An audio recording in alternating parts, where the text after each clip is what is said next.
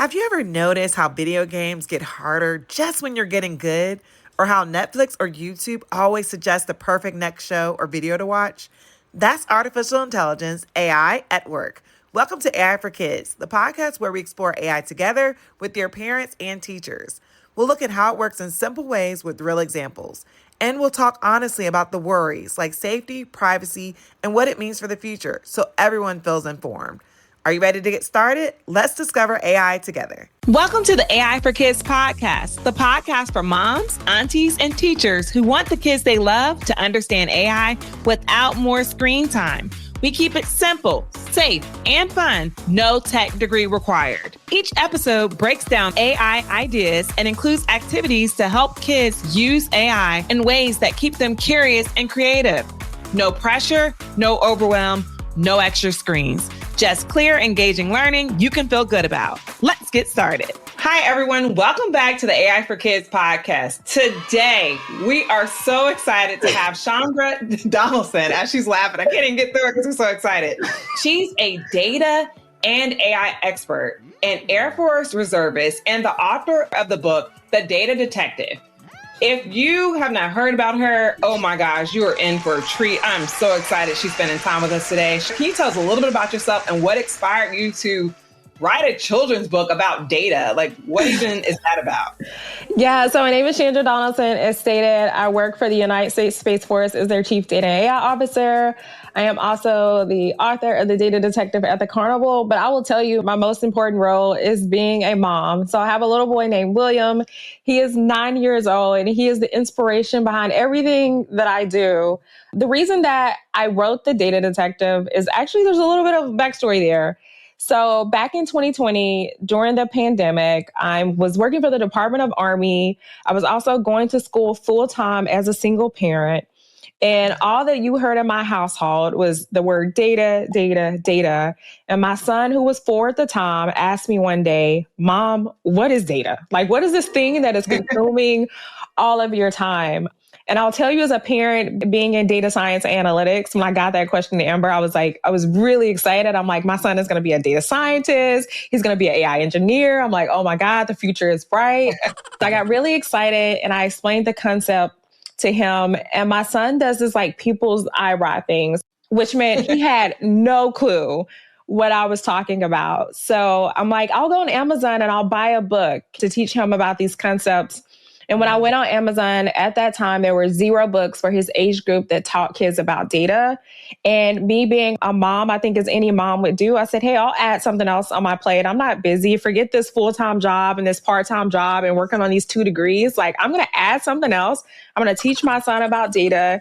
And that is really what started the journey. So I go back to that one question. For me, it has changed my life. It has changed his life. It was probably the hardest project that we ever did, but it was something that I'm very, very, very proud of. So kids, continue to ask questions of your parents. You never know what change is going to make and what impact your questions are going to have on the world.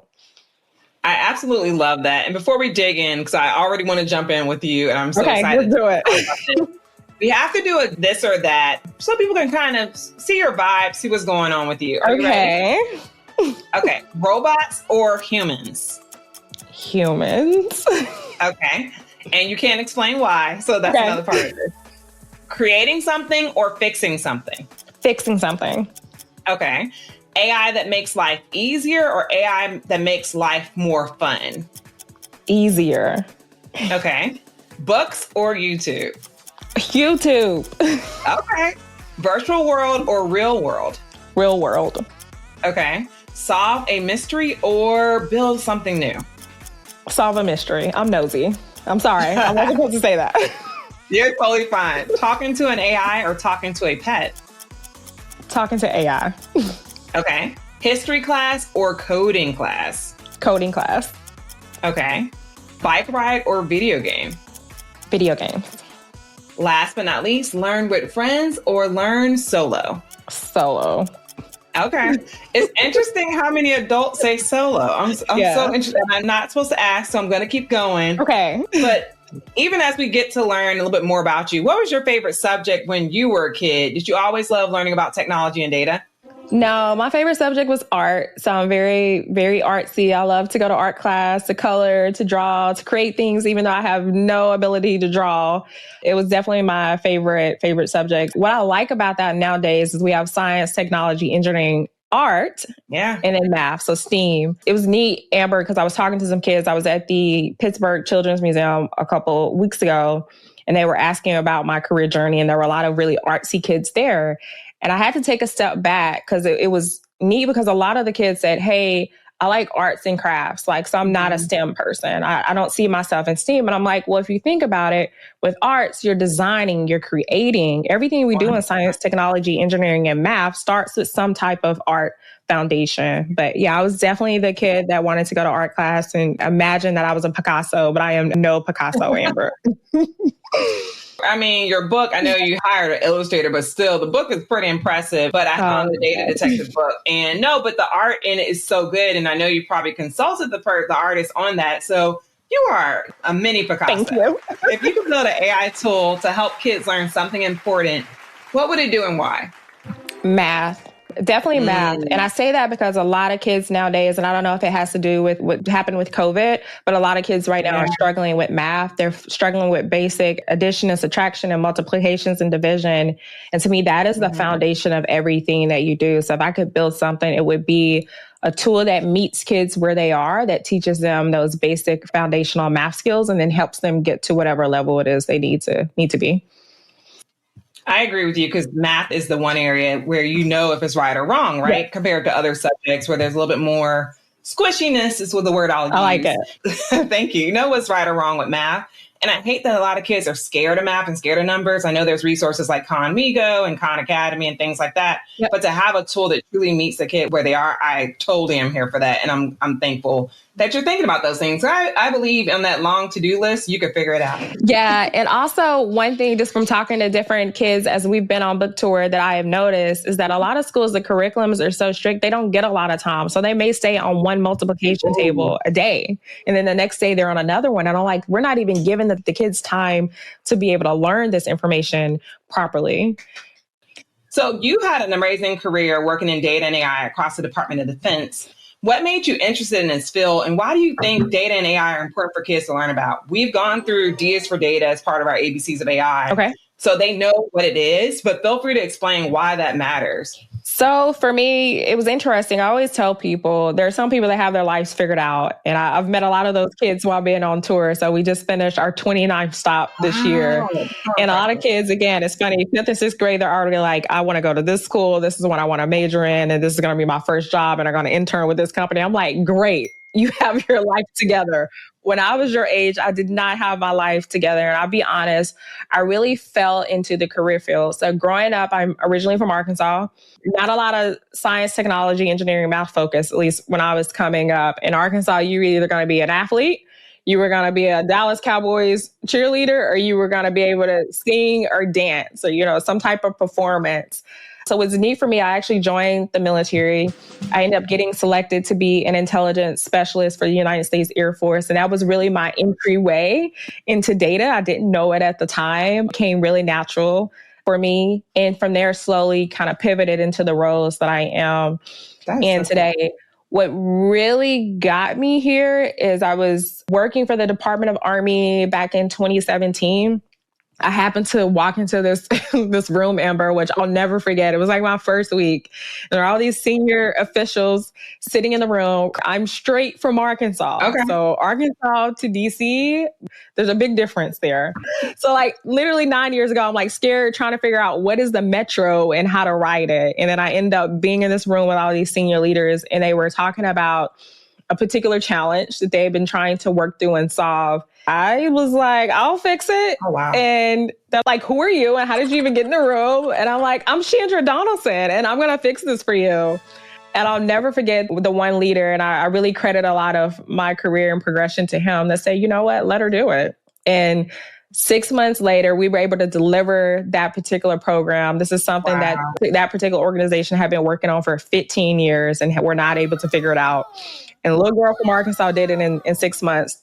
I give you guys that backstory because we have the tendency to block ourselves out of our own blessings and block ourselves out of our own opportunities because we think of things like our age or where we're from or the way we talk or our tax bracket as a limitation, and it doesn't. If you have the ambition and the power and the willingness to learn, you can absolutely do anything that you put your mind to. And I want all kids across the entire world to know and understand that. And also be bold enough to raise your hand when you have no clue what it is you're doing and sign it up for. And also the confidence to build the network of support around you to be able to do really bold things. But again, if I wouldn't have raised my hand in that room that day, I'm not even sure, Amber, we would be having this conversation. So be confident and lean forward. I know Chandra's being very nice in saying that. I believe, as you all will hear more about her and learn more about her, I believe she would still be here. We would still be having this conversation because you're that person. I believe it. I mean, you wrote The Data Detective and you are like part of DOD. You've been a chief data and AI officer. Like you've done all these amazing things. And yeah, I'm sure that room helped and having the right people in your lives are very important. And I get that 100%. But you're still doing amazing stuff. So can you tell us what The Data Detective is about? The Data Detective at the Carnival, that's the key point, kids, because there's maybe more than one data detective on the horizon. What it's about and why you wanted to write a book. I know you talked about William and learning about data. Why is data important? Why is it important when we think about the AI world as well? Yeah, so The Data Detective is a series that, again, started with my son asking that one question, Mom, what is data? And it was a project that took a total of a little over 4 years to complete. And I say that also because I don't want you guys to get discouraged. So I started writing the book in 2020 when he first asked me that question. I wrote the book over and over and over and over again. Each time the book was considered a failure because after I wrote the book, I would read it back to William and see if he could explain the concepts to me. And if he couldn't explain it to me, I would start over because I knew it wasn't a good book. Again, if a 5-year-old can't understand what you're talking about, it's not good. It's too complicated. Good point. So I'll never forget the last version of the book before we made the final version. I read it to Will. I'm very excited. I'm like, I finally got the book and the storyline together. I read the book to William and I'm like, Will, what is data? And he's like, Mom, everyone knows what data is. And I'm like, okay, what is it? And he's like, it's a tree. And I'm like, a tree? I was like, oh. Didn't see that coming. I'm like, oh my God, I can't take you to any work functions. Like everyone's going to think I'm a fraud. And I got really discouraged and I put the book down. I'm like, I thought this is something that God wanted me to do. Maybe it is not. I stepped away from the book and from the writing process. This is towards the end of 2020. 2021 rolls around. It's carnival time. Me and Will go to a local fair in Virginia, and we're walking through the fair. Out of nowhere, Will is like, Mom, that's data. And I'm like, I look around. I'm like, okay. I think back to that conversation. I see a tree, and I was like, you mean the tree?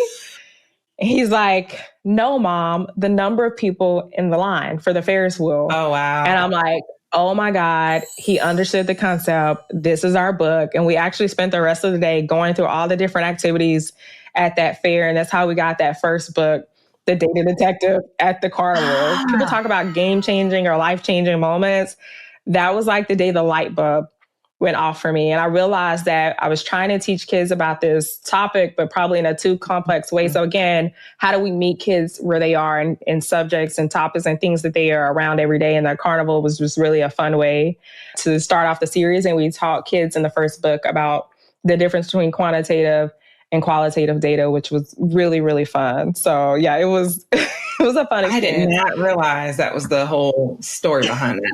Oh, yeah. And there are pictures. So the neat part is when we were doing the character design and the story layout, I actually took pictures as we were going through the activity. So the pictures in the book are actually, there's real pictures to go with all of those things. That makes it even more special. I love that. That's such a beautiful story. It was a beautiful time for me as a parent. It was a beautiful time for me as a professional. I'll never forget that day. And then to see the finished product, which took about 3 years to get done, and actually hold the finished product in my hand, like and go through all those memories. I'm like, oh my God, the tree and the Ferris wheel line and all these. Again, this was a real experience that me and Will had together. So a real storyline. I think that's why the book is so successful. She has a bunch of reviews on the book. If I will have the book dropped in the show notes for you all to check out and pick it up. It's very beautifully done. It's vibrant. It's super easy for kids to understand. And I think you totally nailed it. You talked about this like long experience of getting there. Yes. There's a kid listening right now who also wants to write a book. What advice do you have to give to them? My Nike advice would be just do it. Again, I have no experience writing books and I was able to figure it out. It was definitely not easy. And it's definitely not something, I know a lot of people like quick and easy want to go to YouTube, but they want instant gratification. And that is not the case. I failed so many times and stumbled and then had to go take a class or learn through the process. So the first thing is like, pick your topic. Like, what topic do you want to write about? And it should be something that you're passionate about. My second advice that I like to give a lot of adults, because a lot of adults will see kind of the success of the data detective and go, hey, I want to write a book. And I'm like, hey, first of all, you're not going to get rich from writing a book. Okay. You may make about 10 cents to maybe $2 or so per copy. So if you're trying to get rich, this is not the career field for you. You should just go be a data engineer or something. And then once you get, what do you want to write about, and understand you're not going to get rich, only a few people get rich, is coming up with kind of your storyline and how do you want to tell that story to the audience that you're trying to engage with. And then what my favorite part was for us, because we use ourselves as characters, is like doing the character design and the environment design. So another interesting thing about the book is that everything in that book, again, so not only the carnival setting, but also the kitchen and the bedroom, like that's Will's bedroom and that's his bed and that's his curtains and that's his bookshelf, which is like right to my right here. Like all of that stuff was real. And we wanted, again, to make it as intimate and as close to us or our family setting as possible. So again, figuring out kind of how you want to approach those. It was really neat because when we did the character design, had to take like hundreds of pictures of Williams, different facial expressions, body movements, you name it, 360 photos of William, of myself, of his friends, just to even create kind of the layout and the design. So it was definitely a process, and William doesn't like taking photos. So he was not happy about it. But that's interesting because in today's world, right, where AI is replacing a lot of authors, how do you feel about that? Like the process you went through and now AI is making it easy. Like, what are your thoughts about that? So we just released our second book last week, November 11th, on William's birthday.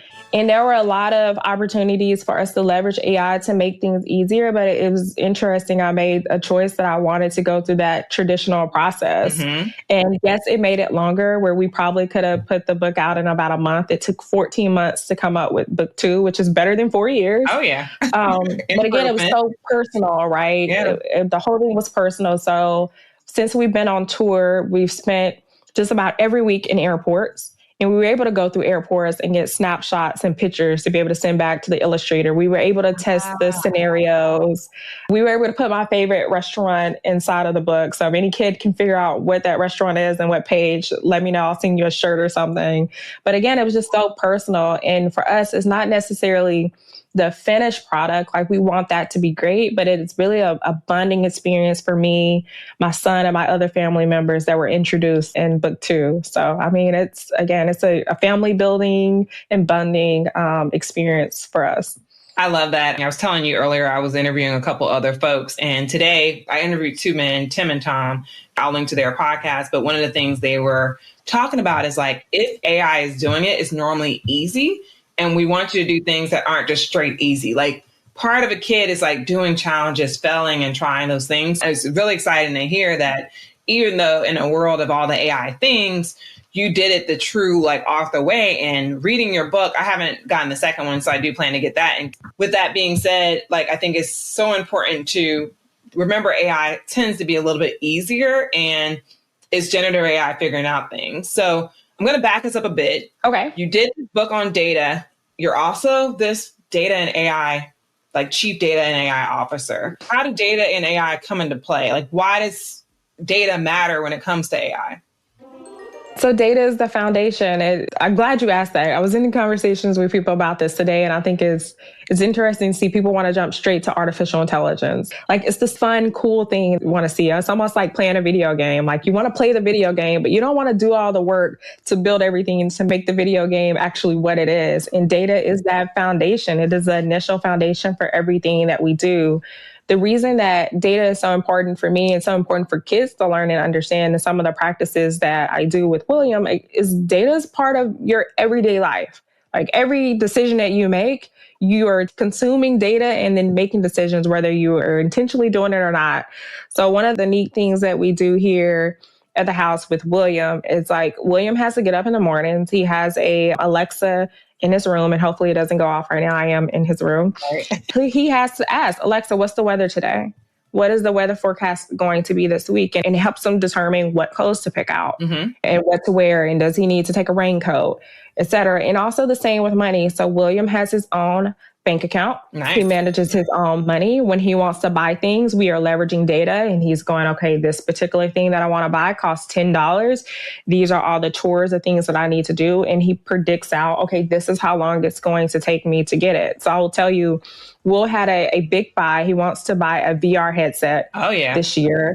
And I very well could have just swiped my card and bought him a VR headset, but it would not have taught him anything, and he wouldn't have probably valued it as much. So we actually went online. We looked at the different VR headset options. He mapped out which one he wanted. He knows how much it's going to cost. And Will has been saving all year to be able to purchase this headset. Then he's checking his bank account and his card. And he's like, okay, I got this much money this week. And okay, if I save this, okay, I got enough money to set aside to be able to get snacks. And if I stay with this amount of money each week, I'll be able to buy it by December. And believe it or not, he started this in January. And in December, he's still on track to be able to go purchase that VR headset for himself. Now, I don't know if I'm going to let him buy it. I think he's a little young. But he has done very good, again, managing and taking in data, predicting, you name it, forecasting out what it is that he needs. And it's just been phenomenal for him to see. He's also less likely to spend his money. So again, with me, he'll just spend it. Oh, yeah. But now he's like, well, I got to save money to buy this VR headset and these other things that he has listed out. And it's just neat to see him budget. And they understand. So I don't think kids are too young to be able to make these decisions. Same way with recipes, if you like to cook. So I started teaching William, I'm Southern, started teaching William how to cook at 3 years old. And we started learning about measurements and what type of seasons, and give you which flavors and you name it. So they're not too young. They're, again, leveraging data every day, whether they know it or not. So many things you said just resonated with me. One, William is actually dealing with data. He's already interacting with AI in a way that's safe, in a way that is covered by his mom and tested, and you're able to walk him through that. Kids are born in the moment they're in, and they figure it out. And if you give them the tools and the guardrails to do it, and I think that's so cool that you're doing that and allowing him, even the Alexa example, I thought it was a really good idea of helping him think about his clothes for the week. That's how I use it. And for other stuff too. But that's a main thing is do I need an umbrella today? I'm asking, or a coat. But even for our kid to do that in a safe way. Funny, when we started doing that, some days he would get it wrong, right? And me as a parent, I'm not going to let my kid freeze to death. But there are times that, for instance, last week, I think it was really cold and he got up and he's like, I want to wear shorts. And I'm like, but it's 30 something degrees outside right now. And he's like, well, I still want to wear shorts. And I'm like, are you sure? And he's like, yes. I'm like, okay. So he did it. And I'm like, the next day I was like, are you going to wear shorts? He's like, no, I'm not doing that. Right. So he learned. So my mom always taught me, again, Southern mom, there's no lesson like a learned lesson. And no, he was not in danger, but I don't ever have to worry about him checking the weather and it being 32 degrees and him deciding to wear shorts. This is not happening anymore. But also giving them the space to be able to kind of learn through failure.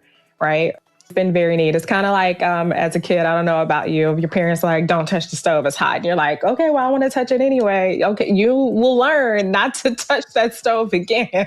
He was able to test out something. He got the data. He decided to make a different decision. He learned what it means to make a data-driven decision that he didn't really follow the data on. So that's really, really cool.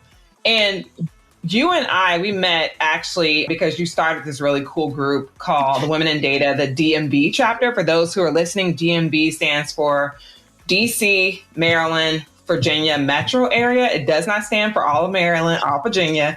Just in case you got it confused, DMV is only for the DC metro area. Yeah. Can you tell us why you started this group and why it's important to support women in data? It's funny because I tell people that I started the DMV and they're like, you started the Department of Motor Vehicle Transport. I was like, no, not the place you get your license. Like, you have to explain Maryland, Virginia. Like, yeah, so I started the chapter. It was funny. I can't remember what year at this point, but coming here, being new to the DC, Maryland, and Virginia area, when me and my son first moved here, he was actually a little over a month old. Oh, wow. We didn't know anyone in the area. Like, I literally... You were brave. Oh, yeah, I was a trooper. And one of the things that I learned is like the importance of community. Mm-hmm. For me, I'm a single parent, had this like month-old baby, moving to the big city, and not really knowing where to start. I didn't know, again, how to even ride the metro. Riding the metro is still extremely scary for me. And it was community. As other moms who saw me like in bathrooms trying to figure it out, that were bold enough to go, hey, ma'am, do you need help? And other parents that would see me and my son out trying to figure things out and go, hey, do you need help? Or this is how you do X, Y, Z. And I think that we need to really emphasize the importance of community and people coming together. We're in a very technology-driven world where kids, even adults, are just so naturally of being, again, solo to themselves, heads down, looking at a device 24/7, literally 24/7, because people don't even sleep now. They're just scrolling through TikTok and Instagram, and really like putting the devices down, looking around and really getting to understand the environment, but also the people that are around us and how you can work together with those people to be able to do some really great things. So I used to get women together and I would set up these meetup spots and we would meet up and rotate in different spots across DC, Virginia, Maryland, and just hang out and talk. Through these discussions, realized that a lot of us were either experiencing the same challenges. A lot of us were trying to figure out how to promote. We were trying to figure out resume writing. We were trying to figure out how do you be a woman in data with kids? Like there were all these challenges and things that we were all balancing at the same point in time. And we were like, let's formalize this and let's make this into something. And I'll never forget like going online, looking up, learning about this organization called Women in Data through LinkedIn. And I actually, I sent a note to the CEO of the company and said, hey, I'm in DC, Maryland, Virginia. I'm going to host an event in 3 weeks with your company. And this is how it's going to go. We're going to do a golfing thing at the St. James. And they're like, great. And it was funny, I got a call about 2 or 3 days later, and they're like, ma'am, we actually looked you up in the system. You're not a member, and we don't even know who are you? And I'm like, I'm Chandra Donaldson. Right. If you didn't know, you know now. Oh, yeah. So it was so funny.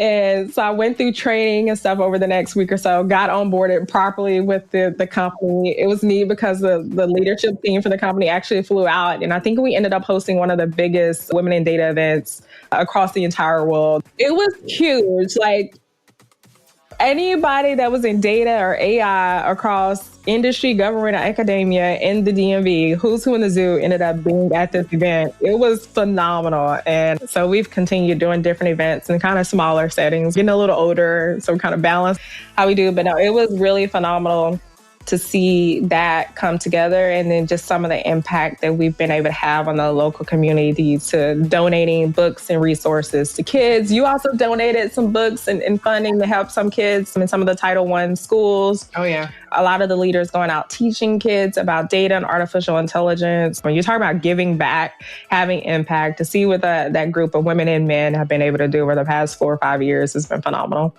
We do a data event with kids each year, folks, and Chandra's talking a little bit about that. And it's so cool because it's like kids can see themselves similar to William in these spaces. Yep. When you're thinking about that event or any of the events that you've been responsible for bringing and starting, what advice do you have for young people who are interested in careers in technology, data, AI, or these areas? I would say try to spend as much time as you can with people in those career fields, and not just people in those career fields that look like you. You need to spend your time with people from diverse groups. 100%.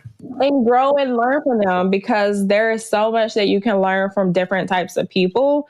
Because for me, I got into this career field initially. I did that one project, but what really really, really to me set me up for being here is I happened to go to a conference about 8 years ago.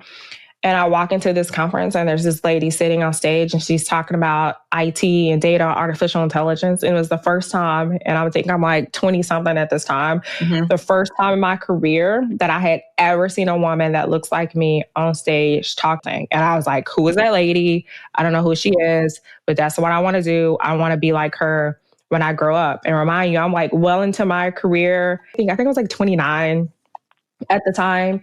And if I hadn't seen her again, that's just another, again, life-changing moment for me that I still don't know if I would be sitting here, because before seeing her, I was very happy being a data manager, being heads down on keyboard programming and building databases and applications and innovate. Like that was my thing. And I didn't see myself being anymore. But when I saw her, I was like, okay, there's other opportunities for me. And I'll never forget, I was so nervous. I didn't want to talk to her. I did look her up on my phone while we were sitting there. I was like, okay, this lady is cool. Like there's these news articles and she's on these YouTube channels. I was like, who is this? And I'll never forget a mentor of mine at the time happened to be with me and happened to notice. So this is the importance of like being aware of your environments. And he saw me like trying to hide my phone to like look, and I'm like, okay, who is this? And he said, do you want to talk to her? And I was like, no, like absolutely not. I can't talk to her. This lady is on the news. Like I can't talk to this lady. He's like, no, we're going. And as she was getting off stage, he drags me up to the front of the stage and was like, this is Chandra Donaldson, and introduced me to her. It's like, you guys should connect. And me are really great friends to this day, just a powerhouse lady, has done some phenomenal things in tech. We had that initial conversation. She took me under her wing. She mentored, groomed, shaped me, made sure I was in all of the right rooms and able to see how decisions are made and how relationships are built and kind of the ins and outs of politics as well as tech. And again, she didn't even have to do that. And so, yes. Don't be afraid to talk to your heroes. And again, don't be afraid to have relationships with diverse groups of people. It's very important. And Chandra is also on the news now herself and traveling the world. She's always on something. She's won a bunch of awards and has been like the face of this movement. She's not going to gloat, so I'm going to do it for her. But she really has taken these like steps and these like intentional moments and like connecting to those. People always ask, like, how do you get somewhere in your career? Honestly, it's one step, one connection at a time. And it's being open. Yes. Exactly like Chandra was being open to those moments and what was happening around her. And I think that's so important. I think now's a good time to do the fun bio segment, so folks can learn a little bit more about you. So we do something fun. It's called Two Truths and a Dream. I have to guess which one is the dream. Okay. So I am in the Air Force. Okay. I am a twin. And I used to be a flight attendant. Okay. If you're a twin, I'm totally off. The first one is she's in the Air Force. So listen to the clues. She's also laughing at part of it, kids. So take that as context. The second one was she's a twin. But you could be a twin that's not an identical twin. You could have a twin brother. So I'm thinking about that. Sorry, I haven't seen any pictures of a person that looks like her. So that one's throwing me off. And then she wanted to be a flight attendant is the other one, right? Yes. Okay. I think you're in the Air Force Reserves, if I'm not mistaken. You're in one of the DODs. Now you're confusing me. So I think you're in the Air Force Reserves, if I'm not mistaken. Plus, she mentioned earlier, we talked about Department of Defense and what that looks like in her role as a data and AI officer. So I think that is true. The second one, I'm going to leave the twin for a second. I don't know. I want to say that's false, but you laugh and you could be tricking me. And you could have wanted to be a flight attendant, who knows? Or you could have been a flight attendant. Like, that could have happened. You were in the Air Force. So technically, you could have attended flights. Interesting. Okay. I'm going to say the dream is that you're a twin. I've never seen a picture of a twin or another human that looks like you or that was born on the same day and same time. That is so funny. So can I give the answer? Yes, go for it. I am a twin. Where are they? They're in Arkansas. Is it a girl twin or a boy twin? It is a boy twin. Okay. I wish he was a girl so we could switch places because that would be my dream. He is in Arkansas and people say we look just alike. I don't think so. So you are in the Air Force. Yep. And then the dream is the flight attendant. Yes, I always wanted to be a flight attendant. Like if someone would just like let me, so Southwest, American Airlines, if you're looking for like a flight attendant for a flight, call me. It's something I've always wanted to do. But I'm like, you're in the Air Force, so technically if you've been on a plane, can't you just stand up and pretend and it counts now? Yeah, it was like my dream job in school. Like I wanted to be a flight attendant. Like at the time I wasn't tall enough. They've relaxed a lot of the rules and restrictions to be flight attendants, but I wanted to be a flight attendant. But who knew? I got robbed of my dream, and here I am doing data and AI now. So it was nice to find out something new about you that I did not know after knowing you for a couple of years. So that's super cool. So before we go, do you have any advice or anything else you want to share, and make sure you leave with the kids before we wrap up? Advice for the kids. I talked about this a little bit earlier. I want to really emphasize it. Is you can do absolutely anything that you put your mind to. I know you may see, like, especially with everything that's going on right now with social media and the internet, and there's like all these like influencers and TikTok stars or whatever. I can tell you they are human and they bleed just like you bleed, and they have emotions just like you do, and they are no better than you. So I want you guys to, again, just be confident, identify what goals and what it is that you want to accomplish, and lean into them. And if you have any doubts, you have your parents, you have friends, you have family members that you can lean onto for advice. But I just don't want kids to get caught up into all the perfectionism around social media, because it's absolutely not true and not real. I see a lot of, again, influencers who seem like everything is going great online. I was actually just talking to someone about this. There's a particular influence, like if you go to that individual's page, like everything is perfect online, but that same influencer is literally asking people for money to be able to pay bills and find somewhere to stay. So again, everything that you see online is not real. Be true to who you are. Believe in your dreams. And if you need help, feel free to reach out. Even me, I'm happy to jump on a call and walk you through things with your parents' approval, of course. And kids, we'll make sure that you have all the resources. Oh, you need to say the name of your new book. I know you talked about it, but what's the name of the new book? Yeah, so the new one is called The Data Detective at the Airport this time. Yeah. And it features my niece, so William's cousin, Angel. And my mom also gets introduced in this book. So it was very exciting to write. And I love that you gave us the backstory for how you got to the airport. I think that's so important. Chandra, thank you so much for like talking about why data is so important. Like the kids learn about data probably in the very first months of the podcast coming out, and just being able to connect it to why this continues to matter and why data is like the foundation of AI is super helpful. Thank you for everything. Kids, thank you for listening. As always, make sure you talk to your parents to get both of those books. And I will drop information to be able to contact Miss Donaldson to make sure that you're able to reach out to her and learn more about the cool stuff she's doing. If you feel like she's a mentor, I'm sure she's happy to take a call. Other than that, we will see you all soon. Stay curious. Bye-bye. Thank you. Thank you for joining us as we explored the fascinating world of artificial intelligence. Don't keep this adventure to yourself. Download it, share it with your friends, and let everyone else in on the fun. Subscribe wherever you get your podcasts or on YouTube. See you next time on AI for Kids.